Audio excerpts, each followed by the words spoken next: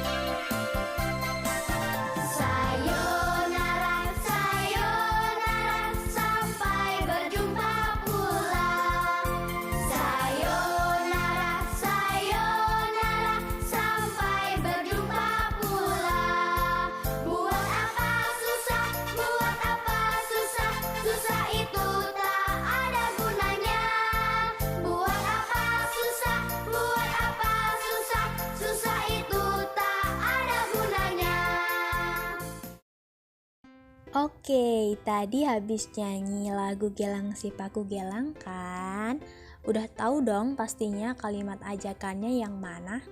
Bener banget, kalimat ajakannya ada di kalimat mari pulang, marilah pulang, marilah pulang bersama-sama. Jadi maksud kalimat tersebut adalah ngajak pulang. Ngajak pulangnya tuh ngajak pulang bareng sesuai dengan definisi kalimat ajakan, yaitu kalimat yang menyatakan ajakan seseorang kepada orang lain yang diajak bicara untuk melakukan sesuatu. Terus kalimat tadi udah sesuai belum sih sama ciri-ciri kalimat ajakan? Udah dong, soalnya di awal kalimat ada kata ajakan, yaitu kata mari dan kata marilah. Nah, setelah tadi kita belajar tentang kalimat ajakan, sekarang kita bakalan belajar tentang kalimat perintah. Oke, apa sih kalimat perintah itu?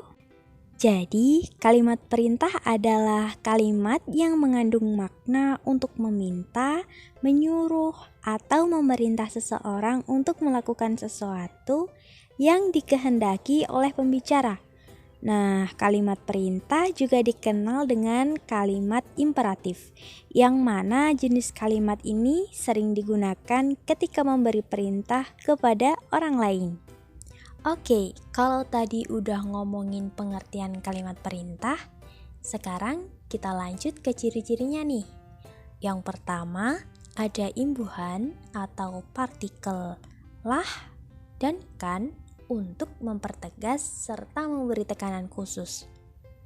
Kemudian yang kedua, pengucapannya menggunakan intonasi yang tinggi di awal dengan tujuan untuk mempertegas perintah. Selanjutnya, seperti kalimat ajakan, kalimat perintah juga diakhiri dengan tanda seru. Fungsinya adalah sebagai bentuk penegasan. Dan yang terakhir, yang paling penting, harus menggunakan bahasa yang sopan. Oke, sekarang kita masuk ke jenis-jenis kalimat perintah ya. Yang pertama ada kalimat perintah biasa, yaitu kalimat perintah yang isinya memuat perintah secara langsung untuk melakukan sesuatu. Nah, biasanya kalimat perintah jenis ini sering digunakan dalam percakapan sehari-hari, baik secara lisan maupun tulisan.